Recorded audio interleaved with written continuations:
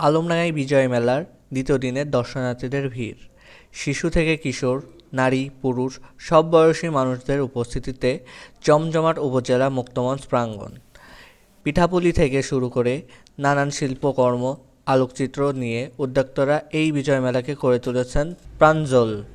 আমরা এই ফটোগ্রাফি আয়োজন করেছি, মানুষের অনেক ভালো ফিডব্যাক পাচ্ছি, অনেক মানুষ আসছে আমাদের স্টলে। আর এখানে যতগুলো স্টল আছে সবগুলো স্টল থেকে আমাদের স্টলটা একটু ডিফারেন্ট, সেজন্য মানুষের আগ্রহ অনেক বেশি। আমরা অনেক ভালো সাড়া পাচ্ছি। আর আমাদের জীববৈচিত্র্য সংরক্ষণ যুব সংস্থা হচ্ছে একটি পরিবেশবাদী স্বেচ্ছাসেবী সংগঠন। আমরা বন্যপ্রাণী সংরক্ষণ নিয়ে কার্যক্রম করি। তো আমাদের সকলের কাছে আহ্বান থাকবে যে আপনারা কেউ বন্যপ্রাণী শিকার করবেন না।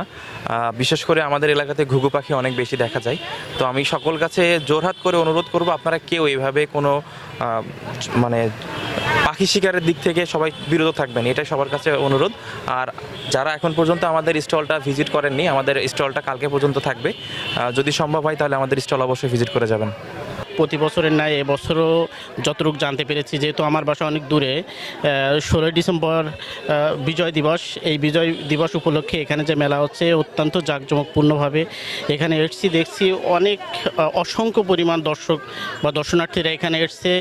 ভালো লাগছে দেখে, বিভিন্ন স্টল দেখছি ঘুরে ঘুরে, অনেক মজা লাগছে, ভালো লাগছে। আমাদের অনুভূতি খুবই ভালো। বিজয় মেলা, তারপরে 16 ডিসেম্বর একটা আনন্দ আছে। আমাদের হচ্ছে আর্টের এখানে আমরা যেহেতু আমাদের স্টলের নাম আর্ট গ্যালারি, সেক্ষেত্রে আমাদের স্টলে বিশেষ করে সব আমাদের হাতে একানো, নিজের হাতে একানো জিনিসপত্র এটা লোকের মাঝে পরিবেশন বিক্রি সব কিছু অনেক আনন্দময় একটা পরিবেশ। আমার স্টলের নাম হচ্ছে মাসু আলী তালহা। আপু, আপনারা এসেছেন কোথা থেকে? আমরা এসেছি গোবিন্দপুর থেকে। আপু, তো এই বিজয় মেলায় এসে আপনার অনুভূতি কী রকম? হ্যাঁ, বিজয় মেলাতে প্রতিবারই আসা হয়, এবার মেলাটা খুব জমজমাট, সেক্ষেত্রে আমাদেরও ভালো লাগছে। আপু, এবার দেখা যাচ্ছে এখানে আপনি একটা নতুন আইটেম এনেছেন, তো এই বিষয়ে আপনার কি মন্তব্য, কি বা মানুষ কীরকম সাড়া দিচ্ছে? আমি প্রতিবার এরকম আইটেম নিয়ে আসতে পারি না, যেহেতু কাজ করি 4 বছর থেকে, কিন্তু এবার চেষ্টা করেছি যে আমাদের আলমডাঙ্গাবাসীকে সি ফুডের কিছু আইটেম হইলেও খাওয়াইতে।